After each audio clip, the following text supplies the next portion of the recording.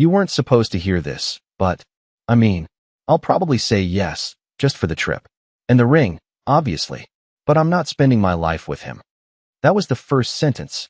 Just 12 words. 12 stupid, horrifying words that rewired my brain and punched a hole straight through the center of my chest. I was in the parking lot of a Target. Not dramatic, just Tuesday things. I had picked up her dry cleaning, grabbed a replacement charger for her MacBook, and was sitting in the car waiting for traffic to die down before heading home. My phone buzzed. A voice memo. From her. She never sends me voice memos. It auto-played through the car's Bluetooth speakers before I could even think. I froze. The air in the car turned toxic. I didn't blink. I didn't breathe. Like, I don't hate him. He's nice. But he's so boring. God.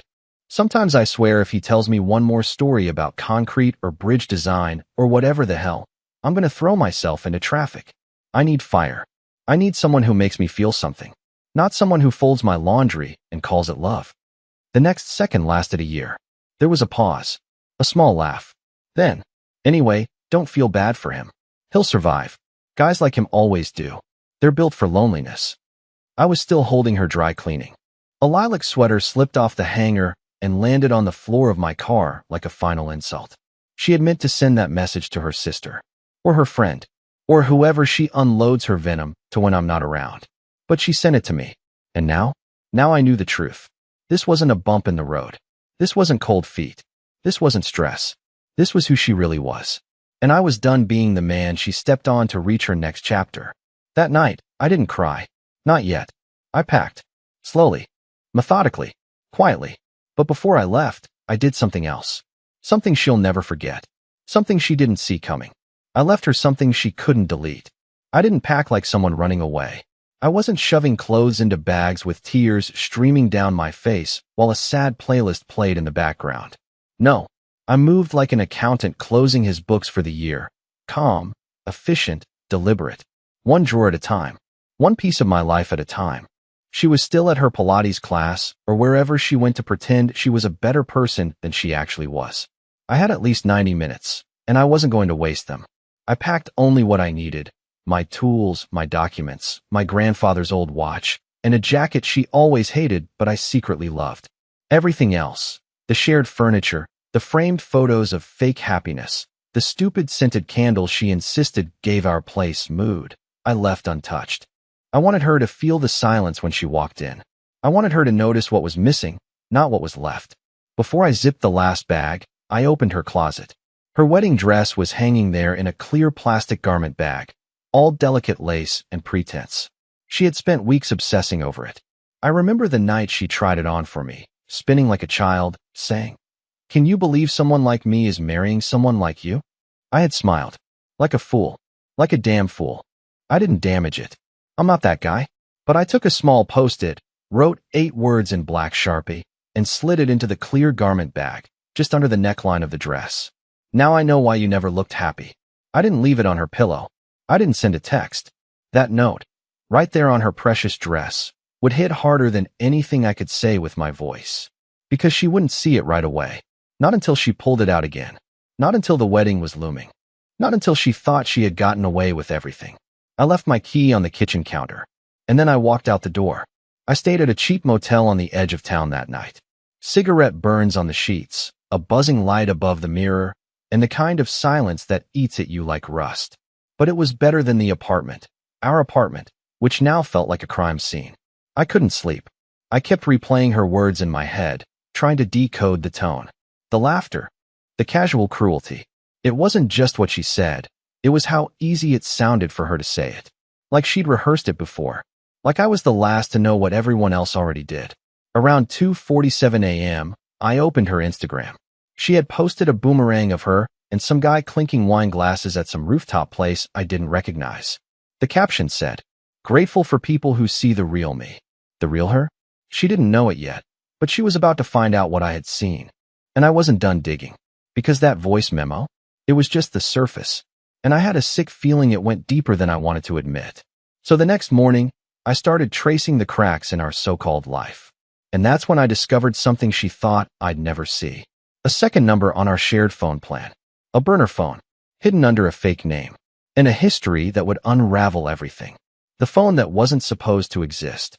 I used to handle our phone bills. She always said numbers made her dizzy, and I, like the dependable idiot I was, took it as a compliment. So I never questioned the line item labeled AUX device. I assumed it was her iPad or one of those smartwatches she never used. But sitting in that motel, staring at the PDF of our last bill, I noticed something odd. It wasn't a tablet. It had call and text history, and it was active heavily. The number was registered to someone named Mona Griggs, a name I'd never heard her say once in our entire relationship. The billing address was ours. The device model? A burner phone. Prepaid. Untraceable. Except she'd gotten lazy and linked it under our plan, probably to save money. Classic. I called the number. It went straight to voicemail. Not the default robot voice either. Her voice. She said, "Hey, this is Taryn. Leave a message if I trust you." Her name. Her voice. Her arrogance. I felt physically ill. I waited until noon when I was sure she'd be out at one of her tasteless brunches or vanity meetings, then went back to the apartment. I still had access to the garage code. She never thought I'd return. I was in and out in under 10 minutes. The burner phone was hidden behind the stack of linen boxes in her closet, where I once offered to install better shelving, and she snapped at me for cluttering her flow. It was inside an old sunglasses case wrapped in a pair of leggings. She really thought she was slick. I turned it on. What I found was not what I expected. There were no explicit photos, no sexts, no romantic heart emojis with someone named River or Jay or any of the names I had cooked up in my head the past few days. No, this was worse. It was subtle. It was layered. It was strategic. There were messages going back over 8 months between her and a contact saved only as C. No last name, no photo, just a letter. But the messages, God, they weren't romantic. They were cruel, strategic. They talked about me like I was a business deal they were trying to close. He thinks the prenup is just a formality. I told him it's because of my dad's estate. LOL. When the papers are signed, I'm calling my shot. I want out by winter. I'll take the loft, and if he gives me lip, I'll play the panic card. You were right. Guilt works best with guys like him. I just have to act wounded and fragile, and he folds. Fold. Is that what she thought I was doing all this time? Folding? Like I was some origami version of a man she could bend to her convenience? There was one voice message that hit harder than all the rest. She said, "Honestly, I've been rehearsing how I'm going to cry when I say I need space." He'll believe it. He wants to believe I'm still the girl he met. But I'm not. I outgrew him 2 years ago. I just didn't want to move out while the market was still trash. I stared at the screen, my thumb hovering over the delete button like a useless reflex. But I didn't delete it. I backed up everything to a flash drive. Dates, times, files. I wasn't just the victim anymore. I was the witness. And I had evidence. I left the apartment again, slower this time. More tired. That day didn't end with some bold decision or fiery vengeance. No. It ended with me sitting alone in my truck in the parking lot of a gas station, eating a stale protein bar, asking myself the stupidest question of all. Was any of it real? The laughter, the kisses, the Sunday mornings with pancakes and records, the way she used to wrap herself around me in bed and whisper, "Promise me we'll never get boring." Was that all just performance? Or was I just the guy she practiced with before becoming the woman she wanted to be, with someone else? I didn't know yet, but I was going to find out. And if she wanted to play this like a business deal, well then, I'd show her how cold I could be when it came to cutting my losses. The ex who wasn't supposed to matter. There was a guy she never talked about, but his name lived in the corners of her silence. That's the thing about women like her. They're good at leaving parts of their past unspoken, but never truly buried. His name was Micah. Once, 2 years ago, I saw his name pop up on her phone. Not in a text, just a missed call notification. When I asked, she flinched, smiled tightly, and said, "Oh, he's just some ghost from college. Nothing to worry about." So I didn't worry. But that was before I learned she had burner phones and fake names and private plans that involved folding me like a beach chair after the honeymoon. Now I worried. I didn't have Micah's last name, but I remembered that she mentioned once, during a tipsy late-night story, that he played drums for some indie band out in Columbus. A quick Google search led me to an old photo on a dusty Facebook page, then to an Instagram that hadn't been updated in 6 months. But his email was public. I didn't know what I was even going to say. I wasn't expecting anything. But I sent the message anyway, short and honest. You don't know me, but I'm Taryn's fiancé. Or I was. I think you might want to talk. He replied within 10 minutes. Meet me at Sacred Grounds on 6th, noon. Don't bring her. The coffee shop was small, hollowed out of a former church.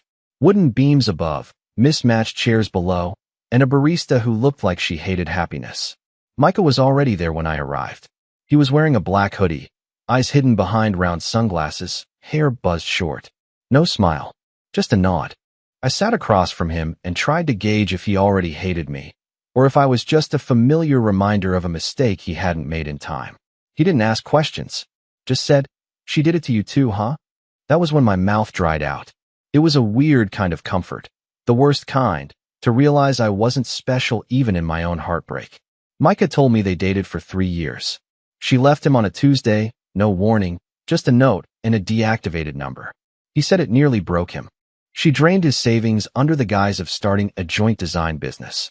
Took the money, built a solo brand, and ghosted him. It was the first time I heard someone use the phrase emotional grand larceny, and it stuck. But what chilled me wasn't what she did to him. It was what he said next. She said the exact same things about me that you're probably hearing now. That I was boring, predictable, that I wanted to trap her in a small life. She has a playbook. You're just on the last chapter now. I showed him the texts, the messages to see, the voicemail about her fake tears. He didn't even blink. Yeah, that tracks. I asked him who he thought C was. He looked down, stirred his coffee even though it was cold, and said, "You won't like it, but I think it's her sister." That hit me in a place I didn't know I still had feelings left. Mallory? Her sister? The one who cried when we got engaged and said I was the only man she'd ever seen truly love Taryn without conditions?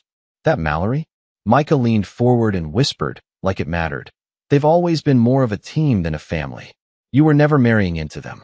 You were a shared investment. Something they built a strategy around. Don't take it personally. It's just who they are. We sat in silence for a while after that. 2 men, different years, same broken outline. He paid for my coffee. I didn't argue. I walked out of that place with a head full of ghosts and a stomach full of acid. I called my mother, just to hear someone who didn't lie to me speak my name. She didn't know anything was wrong, but she said, "You sound thin, Curtis. Like you're wearing your bones on the outside." I told her I was just tired. That night, I didn't sleep. Again, I scrolled back through every photo, every text, every laugh from the last 4 years trying to see if anything had been real, and kept coming up empty. But I wasn't angry. Not yet. I was still collecting. Because what do you do when someone designs your downfall like a Pinterest board? You don't scream. You don't cry. You plan your exit so well they don't even know you're gone. And when they finally figure it out, all that's left is the hole you left behind. The game you didn't know I could play. People think revenge is loud. That it's throwing plates, keying cars, shouting in parking lots while the neighbors record you on their phones. But that's not what real revenge looks like, not for people like me. Mine wasn't fire. It was ice. And it started the night after I met Micah, when I opened her laptop with hands that didn't shake anymore.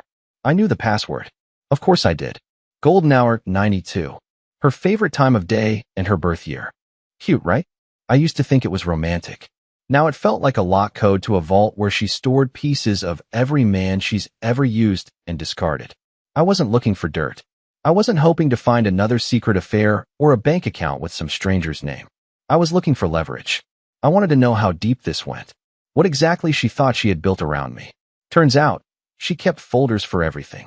Literal folders, not just wedding plans and budgets and venue contracts, but a folder titled Exit Strategy. Inside were notes, spreadsheets, timelines. There were even mock-ups of Instagram captions she'd used to announce our amicable separation after the wedding, complete with hashtags about self-growth and learning to let go. Like my heartbreak was just a brand moment waiting for its scheduled post date. But the real kicker? A spreadsheet listing assets, furniture, appliances, my truck, color-coded based on what she thought she could claim in a post-nup. She had labeled it, projected life gains. I stared at that phrase for a long time. Projected. Life. Gains. I wasn't even a person to her. I was a collection of items and emotional reactions she thought she could choreograph. And suddenly, I stopped feeling sad. I stopped replaying that voice memo in my head. I stopped wondering what I did wrong or how I could have loved her better. Because this wasn't a failed relationship. It was a heist. And the only mistake I made was not noticing I was the vault. So, I started dismantling her plans, quietly, efficiently, like a man doing spring cleaning. I froze the shared bank account she used for wedding deposits. Left a polite email to our venue coordinator stating the event may be subject to cancellation. I withdrew the savings from the down payment fund and moved it into a private account under my own name. She never noticed. She had long stopped checking those details herself. Then I called my friend Eli, who owed me a favor from back when I helped him through a nasty divorce. He's a family lawyer now, specializes in prenups. I sent him the screenshots of her spreadsheets. He called me 20 minutes later and said, "Curtis, you need to get out before she files anything first. If she files with the documents you just showed me, she walks away with way more than she deserves." I asked what I should do. He said, "Burn her plan before she lights the match." And so I did. The next day, I met with a notary and had my own document drawn up. One that stated she forfeits all claims to my personal property, assets, and vehicle in the event of any misconduct, deception, or premeditated exit strategy. I didn't serve her with it yet. That wasn't the point. The point was, I had it now. It existed. It had teeth. And it made me feel like I finally had ground beneath my feet again. Meanwhile, she was still playing pretend. She sent me texts about cake tastings and whether we should upgrade our seating chart to include her cousin's new boyfriend. Because he's like, super important in the crypto space. I responded with emojis and sounds good babes. Let her believe I was still inside the snow globe she built. But I wasn't. I was outside now, watching, and building a plan of my own. The final trigger came 3 nights later, when I received an anonymous email with no subject line and no text body, just a screenshot. A picture of her, with someone else. Not kissing, not even touching, but sitting close, laughing, looking at him like she used to look at me back when I still believed love didn't come with a terms and conditions page. I zoomed in. The name tag on his shirt said Carson. The contact in her burner phone? The mysterious C. She hadn't even bothered to change his name for real. That was the last piece I needed. The final confirmation that this wasn't confusion or cold feet or miscommunication. It was intentional. She wanted to burn me down slowly, in stages, under the guise of a mature breakup. She had no idea that I was already dismantling the foundation beneath her feet. But she'd find out soon enough. Because the dress fitting was in 3 days. And I was planning to show up. Just not in the way she expected. This time, I was the one performing. It's a strange feeling, walking into a room where everyone thinks you're still in love. They look at you with warmth, with small smiles, with casual nods that say, "This guy? He's lucky." If they only knew. The boutique fitting room smelled like eucalyptus and soft music played from invisible speakers. Everything was pale, ivory, champagne, blush, and lies. Her mother was there. Her sister, Mallory, was sipping something from a crystal flute like she'd already won. I wanted to punch the air out of the room, but instead, I smiled. That's the thing about me. I learned from the best. If they wanted performance, I'd give them a standing ovation. Taryn was radiant. That's the cruel part. She stood on a little platform in front of the triple mirror, half-zipped into a dress that looked like it belonged in some bridal fantasy catalog. She didn't see me at first. Her back was to the door, and the stylist, some overexcited intern named Ava, was fussing over the hem like it was sacred. When she finally turned and saw me standing there, she blinked like I was a ghost. Not afraid, just surprised, like I wasn't supposed to be real outside of her script. "Curtis?" she asked, with a smile so sugary I could feel my teeth rot. I walked in slowly, holding a small white envelope in my hand. No threats, no outburst, just the thing she hated most in the world, the unknown. "I thought I'd stop by," I said, placing the envelope on the glass counter beside a rack of glittering veils. "Just wanted to bring you something." Mallory raised an eyebrow. Her mother shifted uncomfortably. Ava glanced between us, confused by the lack of fireworks. Taryn took the envelope carefully, her eyes scanning my face for clues. I made sure she wouldn't find any. "What is it?" she asked, forcing a laugh. "Just a little something to mark the countdown," I replied. Then I left. No dramatic pause. No, we need to talk. Just left her there in the center of the room, the queen of a castle built on sand, holding the envelope like it might explode in her hand.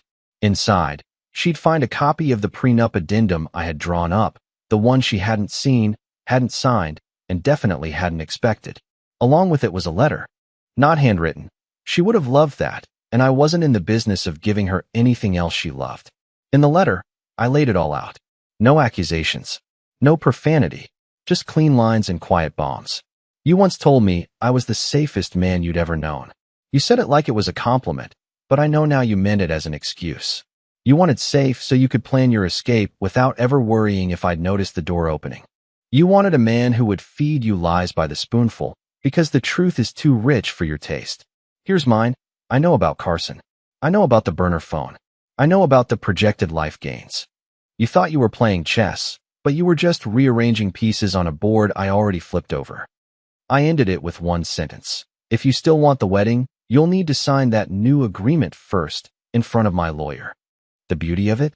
She couldn't scream. Not there. Not in front of her mother. Not in that dress. She'd have to wait until later when the lights were off and the mask could drop. And by then, I'd be long gone. That night, she called me 3 times. I didn't answer. Then came the text. You're being cruel. I laughed. Out loud. In the dark. Like a man who finally stopped asking permission to feel something. She was right, though. I was being cruel. But only because I had been kind for too long. Kindness, with her, was a language she never learned to speak. And cruelty, when wielded properly, doesn't have to be loud. It can be a whisper that echoes longer than any scream. So I waited. Because if I knew Taryn, and I did, she wouldn't walk away. Not yet. She'd want to fix the optics. Hold on to the illusion just long enough to figure out how to regain control. But she didn't know that the next move was already in motion. And this time, the audience wasn't going to clap for her. When the spotlight turned on her, I knew she'd make it public. That's who Taryn was. She didn't react, she performed. Pain wasn't something she admitted. It was something she reframed. She would never scream in a voicemail or rage in a text. No, she'd wait until she could spin it in a way that made her the misunderstood heroine in a story no one else had the courage to tell. I expected a post. Maybe a quote. Something vague and self-important like, sometimes growth means releasing what you thought you needed. But what she did was so much worse. She threw an engagement party. A surprise one. For me. She sent out invitations through one of her PR clients. Stylish digital cards. Black and gold. No RSVP. Just a time, a place, and the promise of an unforgettable evening celebrating love, loyalty, and new beginnings. I didn't even get the invite. I found out from a mutual friend who texted me with, "Yo bro, congrats. Didn't know you two were back on." Back on. I hadn't spoken to her in days. And yet, here she was, constructing a full narrative around our reconciliation, dragging my name into one final illusion she could parade around before everything collapsed. I could feel it. She wasn't just trying to save face. She was cornered. The prenup addendum, the voicemail, the spreadsheet. She knew the walls were caving in. And in her mind, a public spectacle was the best way to pressure me back into the script. It worked on everyone else, not on me. So I did something I never thought I'd do. I showed up. Not because I wanted to see her. Not because I cared what she told them. But because there's a certain kind of power in confronting the lie while it's still trying to be believed. The venue was some rooftop garden above a boutique hotel downtown. Fairy lights, signature cocktails, music just loud enough to prevent honest conversation. The crowd was mostly her side.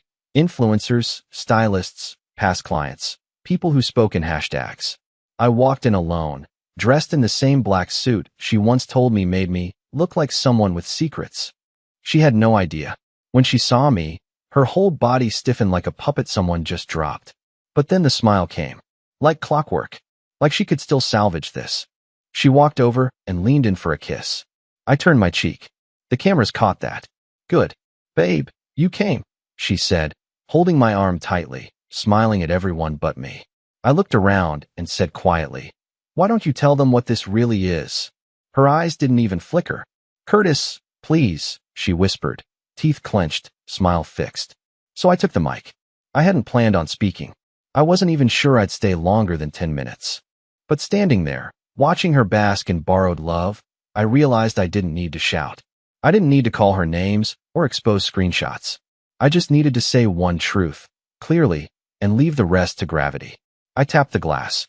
The music lowered. A few people clapped out of instinct. I waited. Then I said, "Thank you all for coming. Really, I know a lot of you think you're here to celebrate love, but tonight's not about that. It's about timing.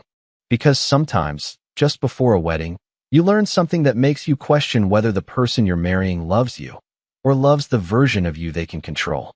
People shifted. She didn't move. And when someone spends more time planning an exit strategy than planning a future, maybe the real celebration isn't the engagement. Maybe it's the escape.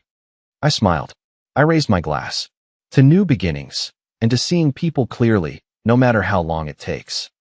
I set the mic down, walked past her sister, past every fake smile and polished outfit in the room. No one stopped me. And outside, in the quiet of the city, I felt something I hadn't in months. Light. But it wasn't over. Because 2 days later, I got a letter. Not a text. Not a call. A real envelope. Inside was a printed photo of us from 3 years ago, taken on some trip I had forgotten. On the back, in her handwriting, just 4 words.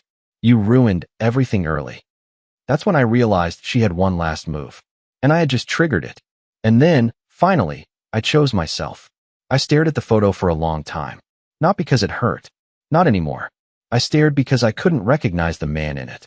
He looked tired even then. Smiling.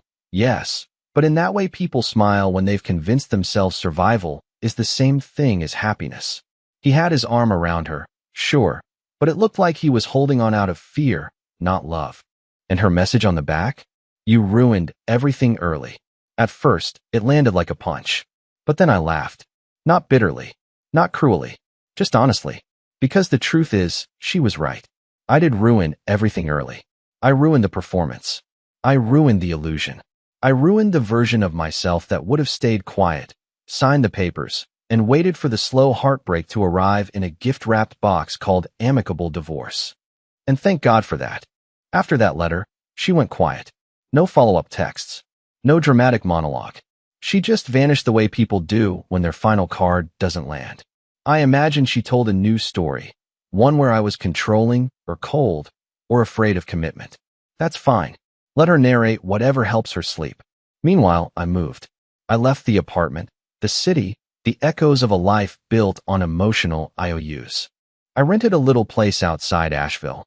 Nothing fancy, but it has this porch that catches the morning sun just right. I started working freelance. Fewer hours, less money, but more breathing room. I even bought a secondhand guitar, the one she always said was a phase I was too old for. Turns out it wasn't. Some days are still heavy. I won't lie. Healing isn't always clean. There are mornings I still catch myself wondering if any of it was real. If the way she once looked at me ever meant anything at all. But then I make coffee. I play a few chords. I feel the sun on my face. And I remember that I exist outside of what she wanted from me. One day, maybe I'll meet someone who doesn't see me as a project, a placeholder, or a stepping stone. Someone who doesn't flinch when I tell the truth. Who doesn't label kindness as weakness.